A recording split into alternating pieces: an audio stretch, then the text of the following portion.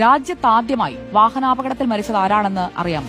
ഏകദേശം എത്ര വർഷം മുമ്പായിരിക്കും ആദ്യ അപകടമെന്ന് ഊഹിക്കാനാകുമോ?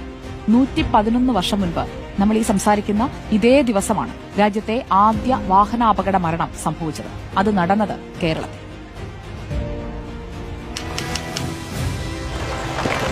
കാളവണ്ടിയും കുതിരവണ്ടിയും മാത്രം കണ്ടിരുന്ന തിരുവിതാംകൂറിലെ ജനത ആ അദ്ഭുത കാഴ്ച കണ്ടു ഞെട്ടി.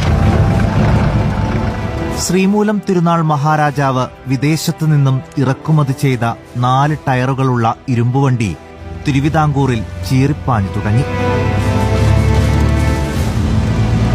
ഇതുകണ്ട ആധുനിക മലയാള ഭാഷയുടെ ശില്പിയായ കേരളവർമ്മക്കോയി തമ്പുരാന് ഒരു ആഗ്രഹം. വൈക്കം ക്ഷേത്രത്തിൽ ദർശനം നടത്താൻ കാറിൽ പോയാലെന്താ? അങ്ങനെ അനന്തരവനായ AR രാജരാജവർമ്മയോടൊപ്പം 1914 സെപ്റ്റംബറിൽ തിരുവനന്തപുരത്തു നിന്നും കേരളവർമ്മക്കോയി തമ്പുരാൻ പുറപ്പെട്ടു. ക്ഷേത്രദർശനവും ഹരിപ്പാട് കൊട്ടാരത്തിലെ 2 ദിവസത്തെ താമസവും കഴിഞ്ഞ് സെപ്റ്റംബർ 20 മടക്കയാത്ര. കാർ കായംകുളത്തെ കുറ്റിത്തെരുവിലെത്തിയപ്പോൾ ഒരു നായ കുറുകെ ചാടി.